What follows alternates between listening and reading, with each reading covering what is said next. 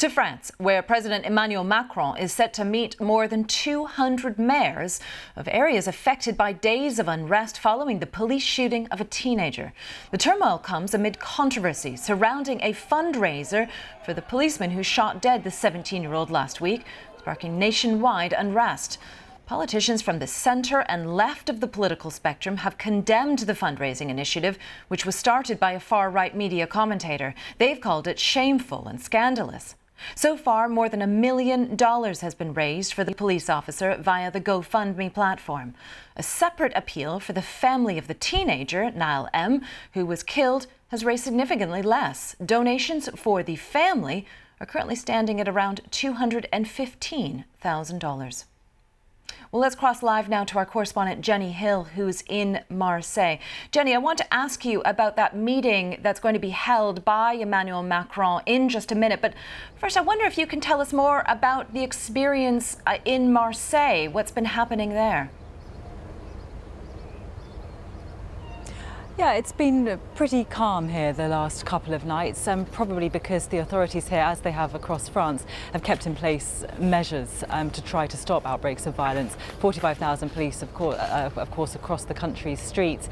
Last night, there were helicopters flying overhead, keeping an eye, but very, very calm. And I think the authorities here, as they probably are across most of the country, are starting to think that perhaps the worst is over. No one's getting complacent yet, and we hear here that those measures will remain in place. So public transport, for example, will stop early evening, more police officers on the street, that kind of thing. But I think there is a hope that perhaps those riots have now begun to subside.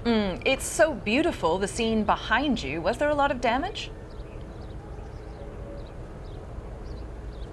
Yeah, there has been a lot of damage, and we're starting to get in early estimates of the cost of these riots across the country. One business association here reckons that companies have been damaged to the tune of €1 billion nationwide. Within the wider Paris region, €20 million of damage done to the public transport. And I know you want to talk about that mayor's meeting today. That certainly is going to be one of the subjects on the agenda. Those mayors are going to want to know how to pay to repair all of that damage. And what else are you hearing from the city mayors? Any other suggestions of initiatives that could help? I mean, presumably they want more than just money.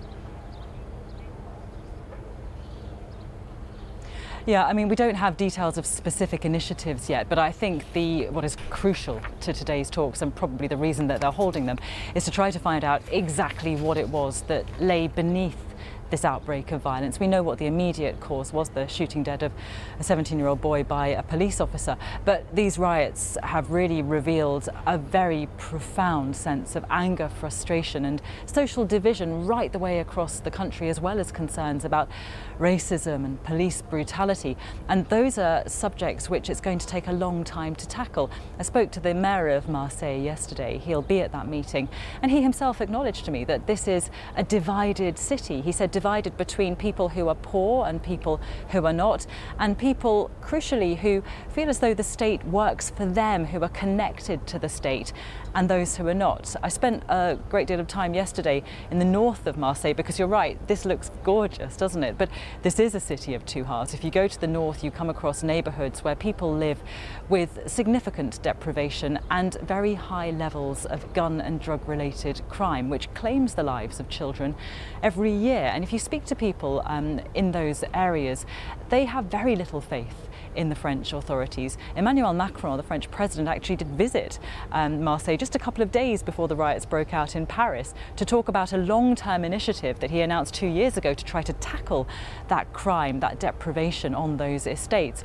People there say to us, we don't feel like the authorities are helping us. We very rarely, for example, see the police turning up when there's trouble here. We're left to fend for ourselves. And it's that level of disaffection that President Macron and those 200 mayors are going to really have to get to grips with. Okay, Jenny Hill, thank you for speaking to us from Marseille.